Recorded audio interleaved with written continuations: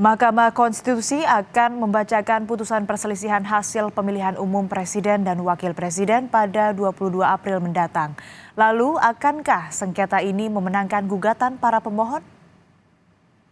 Yang kedua, anggota Dewan Perwakilan Daerah. Berawal dari pengumuman penetapan hasil pemilu 2024 yang disampaikan Ketua KPU RI Hasyim Asyari pada 20 Maret lalu, rekapitulasi KPU secara nasional atas perolehan suara di 38 provinsi dan 128 panitia pemilihan luar negeri menetapkan Pilpres dimenangkan oleh pasangan nomor urut 2, Prabowo Gibran dengan perolehan suara 96.214.691 suara di 36 provinsi Indonesia. Mahkamah Konstitusi membuka ruang untuk mendaftarkan perselisihan hasil pemilihan umum demi menegakkan perlindungan hak politik dan mewujudkan tritujuan hukum dalam kontestasi politik di Indonesia.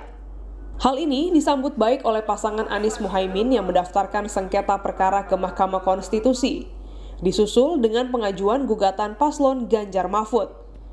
Kedua perkara tersebut mengharapkan adanya pemungutan suara ulang serta mendiskualifikasi pasangan nomor urut 2 karena adanya dugaan kecurangan pada pemilu 2024. Titi Anggreni, pakar kepemiluan Universitas Indonesia menilai MK telah melakukan kemajuan dalam proses penyelesaian sengketa pemilu.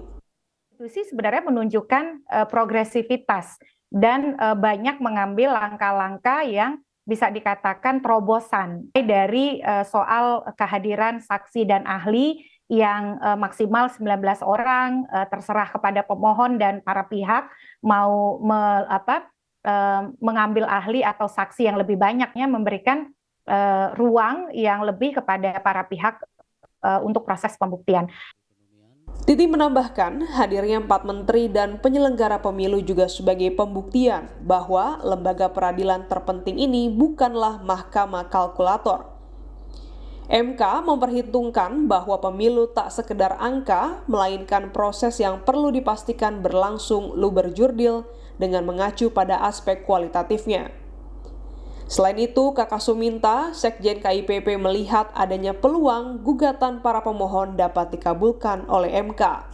Kalau memperhatikan ini dari apa yang disampaikan oleh para pihak, kemudian saksi pihak terkait, dan juga pertanyaan-pertanyaan hakim, maka kita melihat ada potensi untuk misalnya PSU khusus untuk Pilpres ya, karena kan di Pileg masih belum ada ini. Misalnya tanggal 22 itu, terkait dengan putusan itu, potensinya adalah PSU atau memang ditolak permohonan pemohon. Nah, potensi PSU tetap ada. Marwarar Siahaan, mantan hakim MK, turut mengomentari adanya peluang MK akan memenuhi seluruh gugatan pemohon dalam sengketa pemilu tahun ini.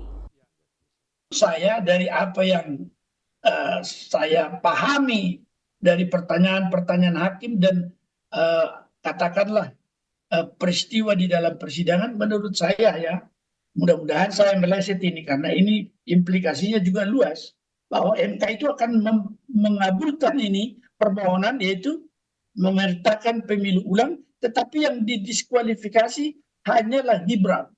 Nah, ini menjadi sesuatu hal yang menurut saya implikasinya juga mudah-mudahan tidak begitu berat terhadap proses bernegara kita. Di lain pihak, Idam Holik, komisioner KPU, mengklaim pihaknya telah menjalankan tugas dengan baik dan memenuhi asas akuntabilitas publik. KPU sepenuhnya menyerahkan pada Majelis Hakim Mahkamah Konstitusi. Yang jelas KPU telah mengikuti persidangan dan dalam persidangan KPU juga telah menyampaikan hal-hal yang sekiranya mesti disampaikan berkenaan dengan proses pemungutan, penghitungan, rekapitulasi, dan penetapan hasil pemilu.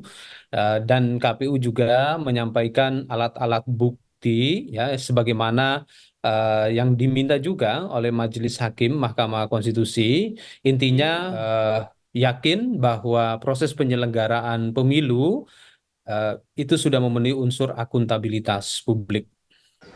Idam juga menambahkan KPU siap menjalankan putusan Hakim Mahkamah Konstitusi pada 22 April. Kontestasi politik di Indonesia masih bersengketa. Hasilnya ada pro, ada kontra. sejumlah gugatan tentu punya makna. Namun, Mahkamah Konstitusi yang memutus jua. Leni Soktania, Kompas TV, Jakarta.